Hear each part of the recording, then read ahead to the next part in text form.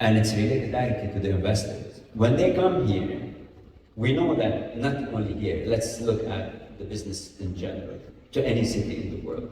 What is your guidance and what do you advise where to look, what to look for, area, developer, city, banking system, all the components that like a full package, if you want to present a full package to all of us here available in the room, what are the key bullet points that will help every single person plan that particular week? Okay, I think the first thing investors need to understand is you can't have this herd mentality. Everybody's buying, let me go and buy. Someone has surely done their research. But then the other guy comes in saying, maybe you've done your research, George. And then George is saying, Dr. Anand, you've probably done it. So everybody's coming in expecting someone has done the research. The confidence they are getting is from the movement in the market, not necessarily on the understanding of why this market is doing that well. People are investing for 100 different reasons. So you need to be clear, firstly, why do you want to invest? That's the first starting point. The second thing is, when you come into Dubai, it's your responsibility, it is your money to make sure that you are choosing very good agencies or very good developers to work with. It is your money. Honey attracts flies. We have in our city, we will have investors we have question marks on them. We have developers whom we have question marks on. We've got agencies with question marks, and we definitely have salespeople on whom we have question marks. Now it's your money. So you need to be able to do your due diligence first.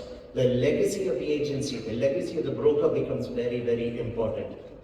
That's one thing. The second thing is the performance track record. Performance track record is different from legacy. Legacy will have a lot of longevity attached to it. We've been here for the last 20 years, 24 years. That doesn't qualify you to be a great experience as an investor.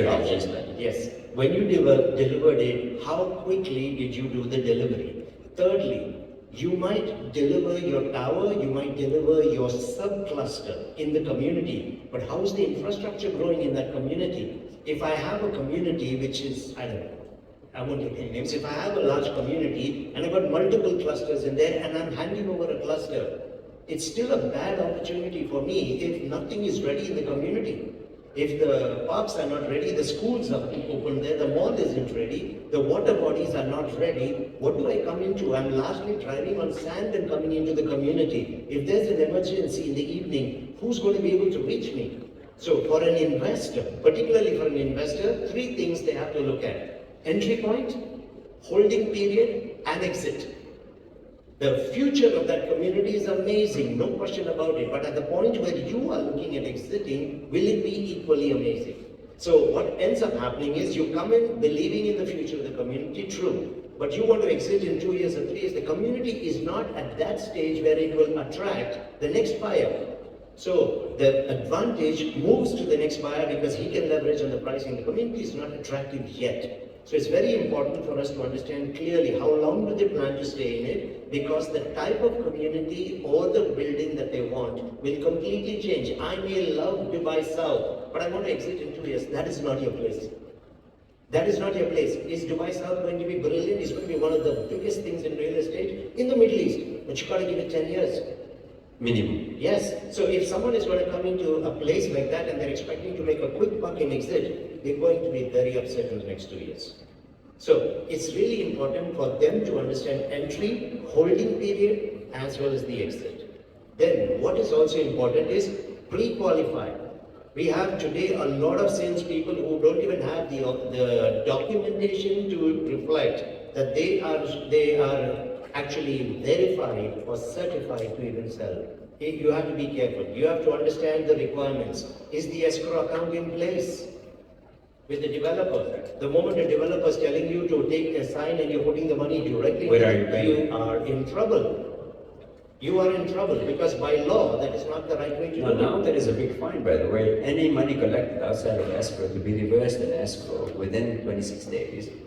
It's going to be a big issue for the developer and the buyer at the same time. They're both going to be penalized. Yeah, if the buyer is penalized, that is good, because the developer honestly doesn't care. Someone who's launching without an escrow, knowing fully well that it's a requirement. I'm launching a building that's going to give me 600 million. You want your 2 million fine? Take it. So it has to be stronger. It's a good start that we started the finding, but now we need the education and the awareness to be given. If a salesperson is only interested in closing the deal and is going to pretend like everything is okay, they are the ones responsible equally for creating a problem. The developers who are coming out doing this as a practice also can only do this because the market is permitting them to do it and people are selling that way. That you have to be very, very careful about this. This is the reason why many developers, and I'm sure many of you here will identify with this, the units are being registered with the OCU 6 months, 8 months, 9 months after purchase. That doesn't make sense. This is usually what happens with the reporting of the sale when we get it from the reporters. It's because the fact is there is about like 5-6 months, the project was fully sold in February and then they registered in July, and then we see a record month in July, while in reality everything happened 6 months before. The other thing that they need to keep in mind is, see, banking is a unified system. We don't have a problem with that. Today, many of the developers are open to crypto, only certain forms of it. Payment plans. Payment plans, you have to be really, really careful with payment plans. The best developers on the planet come in with aggressive payment plans.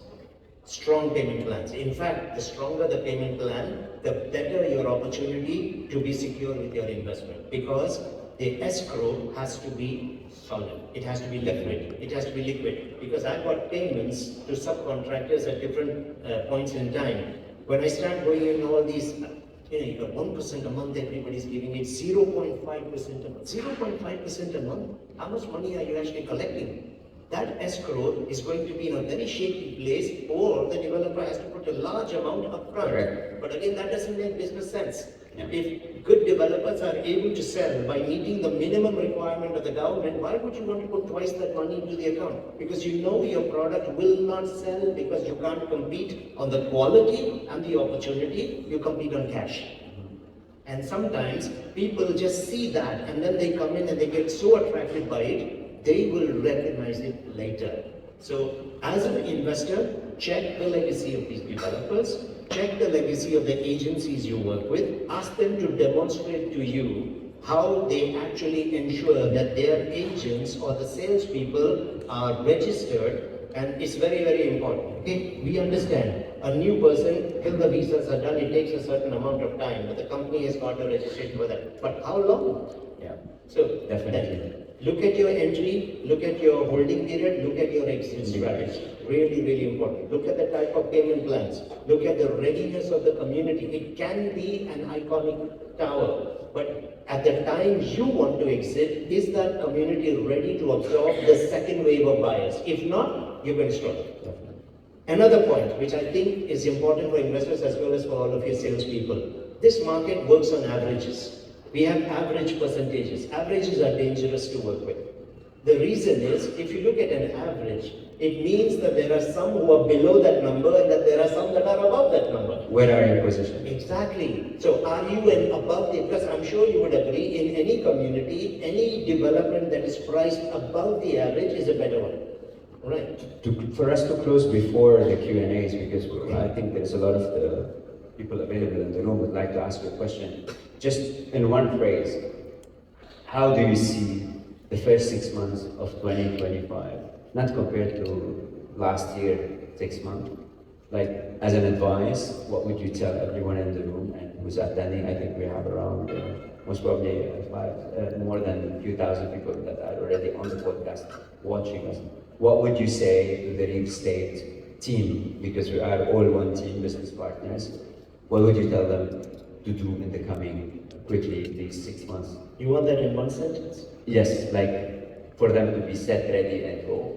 What is your golden advice? Buckle up. Okay, we are not driving on the road in Dubai real estate. We are on the F1 track.